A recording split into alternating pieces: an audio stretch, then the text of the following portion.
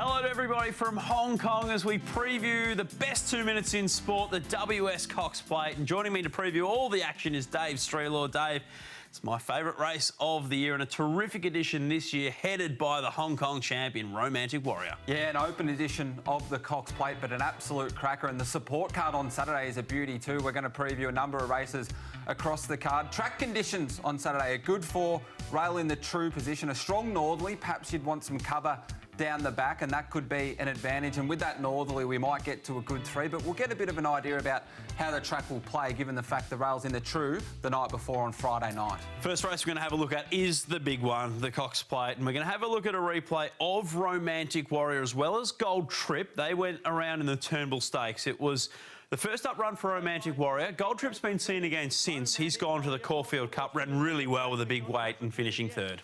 I suspect this will be a hot form race. We've already seen second and third come through this race, or second and third in the Caulfield Cup come through this race in Gold Trip and West Wind Blows. And the more I watch the replay of this race, the more merit I can add to the performance of Romantic Warrior. He sat up on a fast tempo. He faced the breeze early. He really didn't get any cover until the 900 metre mark, and then he got buffeted around, and it's been well documented that he was underdone going into that race. So from all reports, he's really bounced through that. He's come on in the last 3 weeks.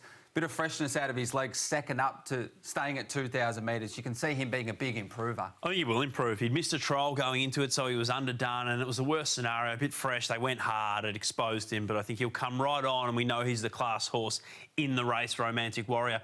What about Alligator Blood, who... There's a few of us, myself included, doubting him at 2,000 metres and being beaten in his 2 previous tries at 2,000, including in the Cox Plate last year. But in a very fast-run race, he was too good for, albeit, a weaker field than what he faces in the Cox Plate. Yeah, definitely a weaker field, but the clock doesn't lie, and he chased a brutal tempo here in the Might and Power. And the start prior in the Underwood, I thought he'd had favours on a slow tempo, and perhaps he was too suited by the race shape a couple back, but he put those 2,000 metre queries to bed in the Might and Power last start. And now that he's ticked that off, you can see him running a good race because he just plonks himself up on speed, and he's so honest. He always tries his heart out. He'll be right up there with the likes of Zaki. There's talk King Colorado might go forward. I don't think Romantic Warrior will be far away, and he'll be up there on what looks a really genuine speed. Perhaps the X-factor horse in the race is Militarised. Both him and King Colorado come through the Caulfield Guineas, but I think it's important not to take the finishing positions of this race on face value. The race shape made it virtually impossible for the horses back in the field, and in my opinion, he was the run of the race. Fastest last 200 metres of the contest in a race. It was impossible to make ground. Just a little bit of shades of So You Think about his performance in a race where So You Think in Star Spangled Banner's Caulfield Guineas also finished 5th in a race where it was impossible to make ground. OK, I don't think this field was overall as strong, but a lot of X-factor about this horse. Yeah, it was a good performance. If you were settling off the speed in that Caulfield Guineas, you were disadvantaged, let alone 18 lengths off them like Militarised did. He's got all that upside that you cannot factor in. But for me, it's the Hong Kong visitor, Romantic Warrior. He'll really bounce through that Turnbull run. I suspect that's going to be a hot form race. It already has been, and he's on top, and I want to back him from Alligator Blood. Mr. Brightside, the end of 2,000 metres, a little bit of a query, but he's flying this preparation. The 3-year-old Militarised in for 4th. I'm with you too, Romantic Warrior. I think he's going to take a lot of improvement out of that first up run. He's had the 3 weeks. He had the missed trial leading into it. He's a class horse in the race, and I think he's going to get a perfect speed map.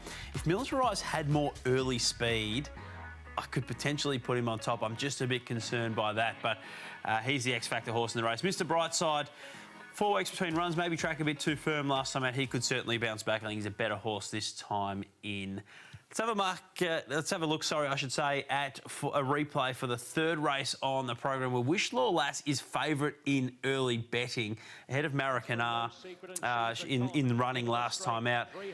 Heavily supported in the betting, and she looked gone at the 100-metre mark here, Dave, but was able to kick back and win the race. Yeah, it was a really tough victory, and she didn't really have favours up front. They did run good overall time, and a horse like Barbie's Fox, who was coming through a Group 1 Epsom handicap, got in front of her, and Wishlaw Lass fought back. She's tough, she's versatile, she can do it on slow or fast tempos as well, and she'll go forward. It's easy to see why the market likes her. She's up in the weights from a set weights and penalties race to a handicap. I thought the mare over from South Australia on Francaise could knock her off. She was good when wide in a Murray Bridge Cup last start, and I'm going to be backing her on the day from Wishlaw, Lass, Thalassophile and Osmo. It's been a little while between drinks, but has always shown some talent. Yeah, a little bit of value there for Dave. I'm with the favourite in Wishlaw Lass. I thought she beat a stronger field last time out. She goes up in weight, but she's won 5 from 7. As Dave said, she can do it on fast speed, she can do it on slow speed. She's tactically versatile, and I think she's just a really nice horse. So she's one of the best on the program for me. One of the other features on the day is the Crystal Mile, and there looks to be 2 key chances in the race here in both Antino and Tuvalu. Tuvalu comes through the Wait for Age Underwood Stakes last time out, but he ran second behind Alligator Blood, who of course then went to the Might and Power, won at Group 1 level. And there's been some form out of this race, Dave. Look at the yellow colours getting to the outside. That's without a fight, the subsequent Caulfield Cup winner. Yeah, spot on. Now, he had some tempo favours here, Tuvalu, and was able to hold on into second, had the favours up on speed, but Alligator Blood had the favours too, then bounced out of it and smashed the clock in a Might and Power. He goes around hard in the market in a Cox Plate. He's the real Group 1 Wait for Age horse, Tuvalu. He's the horse that's proven at Wait for Age, had a nice jump out between runs. We'll go forward and give a good sight. The other key hope looks to be Antino, and he comes through the Toorak handicap with Banker's Choice, where they got back, came wide. This is a really high-pressure contest. I think what's going to work against Banker's Choice on Saturday is he's probably not going to get a high-pressure contest. It looks like it's going to be a bit of a sit sprint, small field. Antino, though, on the other hand, he's tactically versatile. I think Blake Shin can go and sit him up next to Tuvalu, and it might come down to those two dominating the race from on speed. Yeah, it looks a 2-horse race between Antino and Tuvalu, and you can tie both of their form in really closely with attrition. Tuvalu through the fee-in, and then obviously through the Toorak last start, Antino crossing the line with him. So I found it a really hard race to land with one on top. I got Tuvalu on top, not with much conviction from Antino. I'd be really surprised if one of those 2 horses didn't win. Prowess over from New Zealand. Yes, it was a heavy track last up, perhaps wants further, and Banker's Choice just won't be suited by the change in race shape on Saturday. Yeah, I do think Prowess is going to be much better suited back on top of the ground. She just didn't handle the conditions first up, but I'm with you. I think it's a race in 2.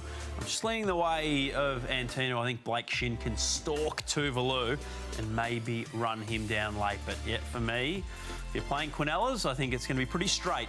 Those 2 look the 2 likely horses to fight out the finish. Let's have a look at now the 6th race on the program. This is the Phillies Classic, where Skybird has looks a key hope and might be a key chance in 1,000 guineas going forward, Dave. Yeah, I feel like there's only one horse engaged in this race on the weekend that is potentially a Group 1 horse, and that's Skybird. She's only had the 2 starts to date. In both of her starts over 12 and 1,400 metres, she's ran home the fastest last 6, 4 and 200 metre splits of the day off slow tempos. Have a look how soft that is on the line. Third up, 1,600 metres. She's going to have to go back and spot them a start, but if we've seen them running on earlier in the day, that'll be no issue, and I think class could prevail. She looks very classy. She does indeed. Yeah, I'm really looking forward to seeing what she can do on Saturday and then off potentially to 1,000 guineas. A couple of the other key chances come through a race in Sydney in both Oceans of Energy and Broadcaster. Broadcaster was racing wide without cover last time out, and this is a form reference that might prove pretty strong. Yeah, Broadcaster for me, the one that I wanted to follow. She was wide. They didn't go overly hard, but she was wide and closed off quite well. And the winner of this race, the Reginald Alland, was Arctic Glamour, who's right up the pointing end of betting in the early markets for 1,000 guineas. And that's obviously the top end of 3-year-old Mile Talon as it stands at the moment. I thought Broadcaster could settle a little bit closer on the weekend, and if she did that, she's the main danger to Skybird. I'm going to have something on both of them, but main bet on Skybird for me from Broadcaster. Captain Amelia down from New South Wales racing in a Group 1, and Karina Queen still has some upside. Yeah, Skybird, if you can run on, I want to see what the track's doing, but if you can get back and run on down the middle, she's a potentially really nice talent. Karina Queen's a good hope. I think she won, might have been a bonus win there last time out at Sandown. I think 1,600 is going to be even better for her. And maybe she can settle a bit closer from the barrier. Captain Amelia and Broadcaster also in the mix. But let's look at the Phillies Classic. Another of the features on Saturday is the Vase for the 3-year-olds, a traditional derby lead-up. And it looks a really nice race day for Verdad, who comes through the Caulfield Guineas. We had a look at the Caulfield Guineas earlier, and we mentioned that it was not an easy race to make ground. He won his maiden on debut in really fast time. Then he went to this race, the Stud Stakes, which was won by Griff, the subsequent Caulfield Guineas winner. And I thought Verdad was really good here. Yeah, he was taking ground off Griff late here, so we know he handles the Valley. There's been terrific form through the Stud race. You mentioned the fact that Griff won the Caulfield Guineas, but Autumn Angel in third has won since, Mojave Desert in behind has won since. So a hot form race, he comes through that, and he's always...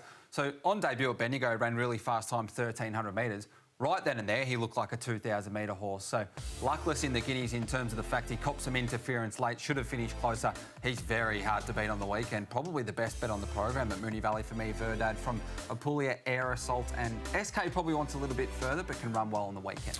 Yeah, I'm with you. I think he's one of the better bets on the program, Verdad. I just think he's terrifically placed here. He can go forward, back, and brings the premier form references into the race. So if he doesn't win, I think it's a very even contest outside of him, and he's definitely the horse to beat. So we had a look at the Cox Plate earlier. The other big Group 1 feature on the program is the Manikato Stakes for the sprinters, and Imperatriz is... Well, she's probably the best sprinter in Australasia at the moment on the strength of her two performances this preparation. She came out and she beat Giga Hick first up. OK, he had a couple of minor excuses and probably genuine excuses, but she broke the track record in doing that. And second up, she went and broke her own track record. Yeah, and the knock second up was staying at 1,000 metres because it's documented and seen in her form from the past that she's more effective over 1,200 metres. And both of her last 600-metre splits, both first and second up, have been about as fast as a thoroughbred horse can run over 600 metres. Absolutely sizzling. Just gets a lovely stalk in behind them from that gate up to 1,200-metre suits. And look, there's really only one horse in the race worth discussing as well because she's just so airborne. It's very difficult to see anything beating her on the weekend. She's on top for me. Imperatriz, absolutely airborne at the moment from Uncommon James. The blinkers come off. I'm me down from Sydney and Buenas Noches. Seeing it very similarly. If she runs to anything like the form she has in 2 runs this preparation, she will be winning. So she would have to have something, she would have to, for whatever reason, perform below her best not to be winning on Saturday. Then it's take your pick out of the likes of Uncommon James, Buenas Noches, etc. For the multiples, well, that's a look at Cox Plate Day at Moonee Valley on Saturday. A terrific program of racing headed by the Weight for Age Championship of Australasia, the WS Cox Plate.